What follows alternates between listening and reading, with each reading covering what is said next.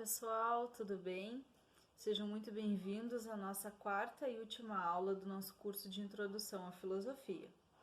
Hoje, então, nós vamos falar sobre esses primeiros filósofos, os filósofos da physis, os primeiros pensadores da Grécia Antiga que tentaram trazer alguma explicação de forma racional e, por isso, foram denominados filósofos. Bem, como sempre, vamos relembrar o que foi visto na nossa última aula.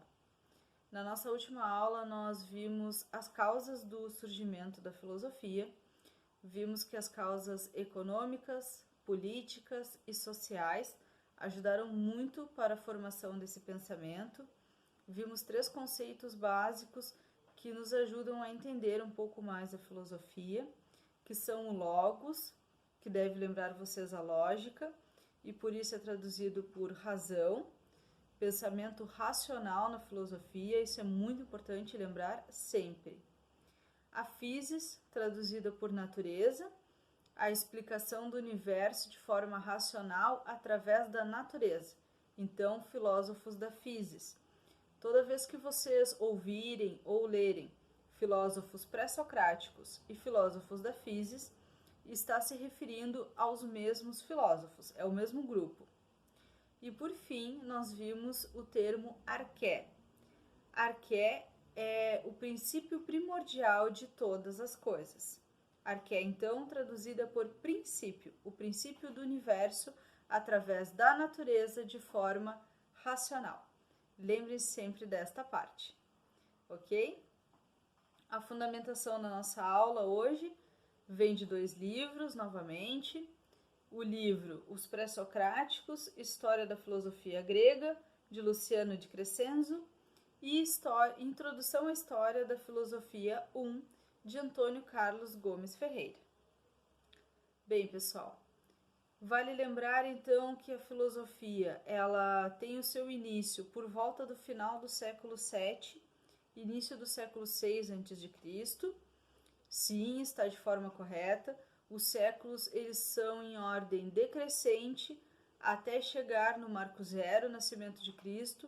Nós seguimos esse calendário, por isso nós estamos no ano 2020 depois de Cristo, certo? Então, a filosofia nascendo no final do século VII, início do século VI, numa época bem conturbada, aonde esses primeiros pensadores, essas pessoas que tinham sede por conhecimento, elas fazem uma ruptura de forma gradual com a mitologia, desfazendo dos dogmas e das crenças e iniciando esse pensamento racional. Coincidindo também com a criação e a expansão das polis, e com a criação dessa sociedade escravagista na Grécia Antiga, a filosofia ela nasce em 2 pontos. Ela começa na Jônia, a atual Turquia, é a parte que fica na Ásia Menor, e a Magna Grécia, que fica no Ocidente. Mas os 3 primeiros filósofos, os 3 primeiros pensadores da filosofia, eles vêm da escola jônica ou escola milesiana e são Tales, Anaximandro e Anaxímenes de Mileto. Vejam que aqui a gente já vai ter uma daquelas funções de mestre e discípulos. Tales como sendo o primeiro mestre, Anaximandro como sendo o seu discípulo e Anaxímenes sendo um discípulo também. E alguns autores, como Luciano de Crescenzo, ele diz que Anaxímenes já seria um diminutivo de Anaximandro, por assim dizer, né? Alguns autores, como Danilo Marcondes, dizem que Aristóteles, no seu livro 1 da Metafísica, teria sido o ponto de partida de algumas concepções muito importantes. Uma delas seria a datação do início da filosofia, e a outra seria de Tales de Mileto ter sido o pai da filosofia. Teria afirmado essa concepção de Tales ter sido o primeiro pensador. E desde então é isso que se passa, que Tales de Mileto é o pai da filosofia. Ele foi a primeira pessoa a tentar explicar o mundo de uma forma racional. E como se deu isso? Qual é o princípio de todas as coisas para Tales, a sua arqué?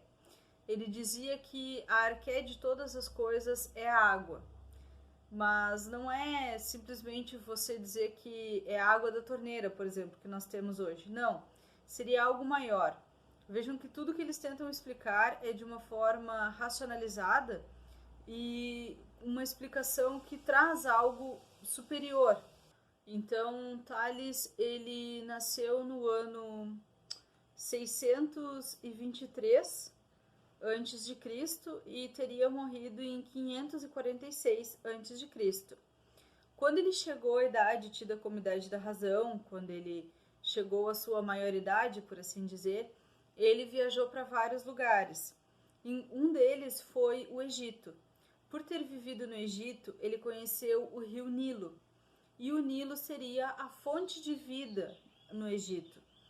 Por isso, Tales afirmava que a água seria o princípio de todas as coisas. Foi a partir daí que ele teria tido essa ideia de que a água seria o princípio. Ele dizia que a água, quando congelada, ela vira o gelo, mas se você descongelar, ele vai voltar a ser água. Ela pode evaporar e ela pode ser condensada também, mas de qualquer forma, ela ainda seria água. O vapor, por mais que ele queime, ele é água. Conseguem compreender? Esse seria o princípio para Tales de Mileto, a água. Outra explicação para explicar a água como origem de todas as coisas que Tales nos dá, seria a rega de uma planta. Se você plantar uma semente no deserto, ela não vai nascer, provavelmente. Mas se você plantar, souber onde plantou, se você regá-la, ela vai crescer, ela vai ter raízes, essas raízes vão procurar mais água. Conforme você vai colocando água nessa planta, ela vai se desenvolvendo. Então a água seria uma origem para as coisas. Sem água não conseguiríamos sobreviver. E hoje nós sabemos que somos compostos também de água. Então, de certa forma, Tales não estaria tão errado assim. O próximo filósofo que nós vamos ver da escola milesiana, discípulo de Tales, é Anaximandro, que teria vivido de 610 a 547 a.C. Mesmo sendo discípulo de Tales, ele discorda que a água fosse a arqué de todas as coisas. Anaximandro vai mais além e ele diz que o princípio de todas as coisas seria o apeiron. Apeiron seria o ilimitado, o indefinível, o invisível, aquilo que não se pode ver, não se pode tocar, mas está lá. Anaximandro dizia que nenhum dos 4 elementos, nem água, nem terra, nem fogo, nem ar, nenhum deles poderiam conceber o universo, mas sim que o universo viria de algo ilimitado. Os 4 elementos para ele, bem como todas as outras coisas, eles teriam sido criados depois. Acima deles deveria ter algo que fosse superior, um superelemento, digamos assim. Anaximandro ainda nos diz que existem mudanças infinitas todo o tempo e em todas as coisas. Então, se existem essas mudanças, como que um só elemento ele poderia dar vida a tudo? Não teria como. E essa ideia de as coisas virem do infinito, de Anaximandro, ela ainda vai servir como pano de fundo para outras ideias de outros filósofos ainda do período pré-socrático. Bem, o próximo filósofo que nós vamos ver é Anaxímenes de Mileto, filósofo que teria vivido entre 588 e 524 a.C. Anaxímenes já tratava um dos 4 elementos como a arqué de todas as coisas. E para ele, a arqué de tudo seria algo que não é visível, mas está em todos os lugares e faz parte de nós. Seria o ar, pneuma do grego. Seria então para ele o ar uma forma de vida, seria a força vital, a ânima, aquilo que anima o corpo, que anima a alma, a respiração. Estar vivo dependeria de algo que pode ser sentido, mas de certa forma não pode ser tocado. Então, para Anaxímenes, o ar é princípio de todas as coisas. Temos então agora um filósofo muito importante, matemático, e não que os outros não sejam importantes, mas é um filósofo do qual se ouve falar, mas não se sabe que ele praticava filosofia. Na maior parte das vezes, ele é visto só como matemático. E é Pitágoras. Ele vem da escola pitagórica e teria vivido entre 570 e 490 a.C. Pitágoras é um dos filósofos que vai influenciar lá na frente a teoria de Platão. E os filósofos da escola pitagórica, eles veem o princípio de todas as coisas de uma forma racional e diferente dos outros. Não se baseiam nos elementos, mas sim nos números. Para Pitágoras, tudo poderia ser calculado, tudo no universo é feito a partir de números. Tudo é uma linha numérica, tudo poderia ser calculado. Pitágoras ainda diz que os números estariam aqui muito antes de nós, que o homem teria sim criado a matemática, mas não criou os números. Os números já estavam aqui. E percebam uma semelhança entre o que fazemos hoje com a explicação de Pitágoras. Não que nós sejamos números, mas que nós usamos os números para calcular alguma coisa. Por exemplo, se você vai fazer um questionário de 0 a 10, quanto você está satisfeito com tal coisa? De 0 a 10, quanto você gosta de tal coisa? Ou quanto você está insatisfeito? De certa forma, os números servem tanto para explicar quanto para classificar as coisas. Passamos então agora para o nosso próximo filósofo, que é Demócrito de Éfeso. Demócrito é considerado um filósofo atomista e ele teria vivido entre 460 e 370 a.C. É uma escola muito interessante a dos atomistas e percebam que Demócrito, nesse meio tempo, entre 460 e 370 a.C., ele disse que todas as coisas, o universo, todos nós somos constituídos. A nossa arqué é a menor partícula existente no mundo. E a essa menor partícula, Demócrito chamou átomo. Pensem bem, não existia ciência, não existia comprovação científica, não existiam os instrumentos que nós temos hoje.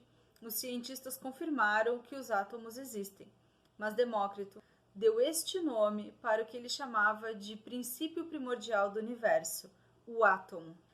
Demócrito, pessoal, nunca viu um átomo, nem teria como vê-lo, mas sabia que a menor partícula existente e indivisível seria algo que teria criado todo o universo. Vejam como é interessante a racionalidade desses filósofos. Vejam como eles buscam essa explicação na natureza.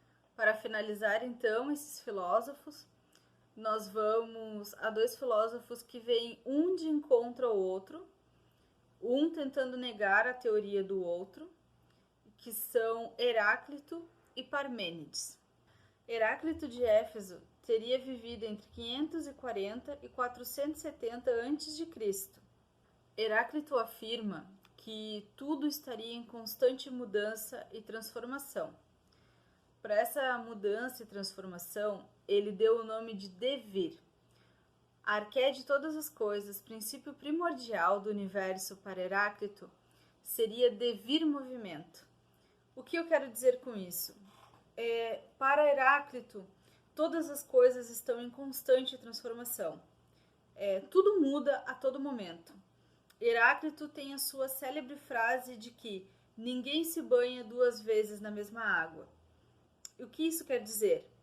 Que ninguém é o tempo todo a mesma pessoa. Por exemplo, a professora que sentou aqui hoje para iniciar essa aula a vocês não é a mesma professora que terminará essa aula. Algo em mim deve ter mudado durante esse tempo. Compreendem? Algo em vocês muda todos os dias. Vocês são constante transformação. O universo é constante transformação.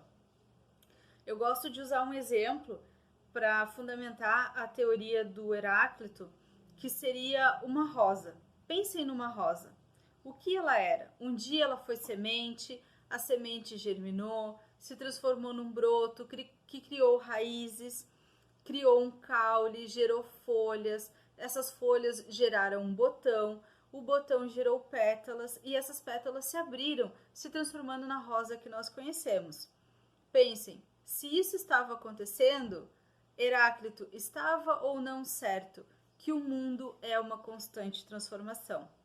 Já Parmênides, ele vem de encontro a Heráclito e ele diz que não, as coisas estariam estagnadas, tudo estaria sempre no mesmo lugar e nada se transformaria. Nascido em Eleia e vivido entre 530 e 460 a.C., Parmênides vem e traz uma teoria que é: o ser é e o não ser não é. Por mais que seja uma teoria complexa, eu vou tentar explicar de uma forma simples a vocês. Parmênides diz que existe um quadrado. Aquele quadrado está ali. Antes, ele era um quadrado. No futuro, ele ainda será um quadrado. Entendem? Nada se transformaria para ele. Essas são duas ideias extremamente conflitantes desses filósofos. Pessoal, nós vimos então o que é a filosofia, como ela surge, o que é a mitologia e alguns dos principais filósofos. Ao decorrer do curso, vocês tiveram vários conteúdos e ainda tem alguns para então fixar essas teorias e chegar à avaliação final.